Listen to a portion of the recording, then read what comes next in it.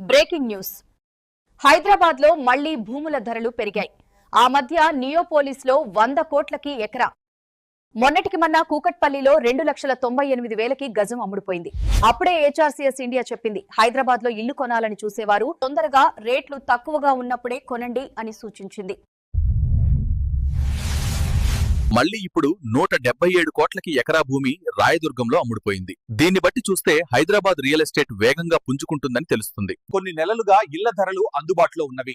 ధరలు పెరిగేలోపే కొనాలనుకునే వారు తొందరపడి కొనకపోతే చాలా నష్టపోయే అవకాశం ఖచ్చితంగా ఉంటుంది. ఇల్లు కొనాలని ఆశపడే వారికి హెచ్ఆర్సీఎస్ ఇండియా ఫౌండర్ అండ్ సీఈఓ గారు మాట్లాడుతూ, అసలు ఇల్లు కొనాలనుకునే వారు ఎందుకు ఇంకా ఆలోచిస్తున్నారు?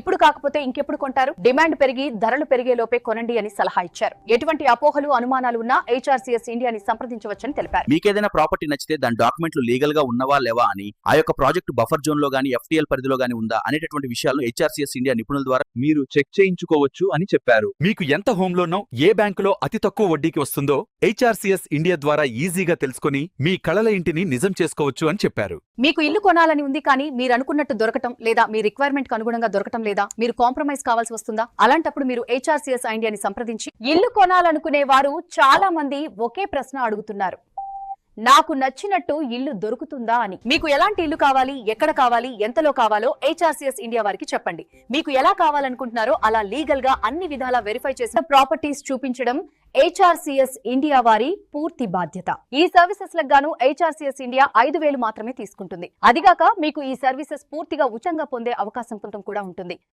అది ఎలాగో హెచ్ఆర్సీఎస్ ఇండియా వెబ్సైట్ లో మీ రిక్వైర్మెంట్ పెడితే తెలుస్తుంది. కావున ఇల్లు కొనేవారు త్వరపడండి. ధరలు అందుబాటులో ఉన్నప్పుడే కొనండి. Thank you.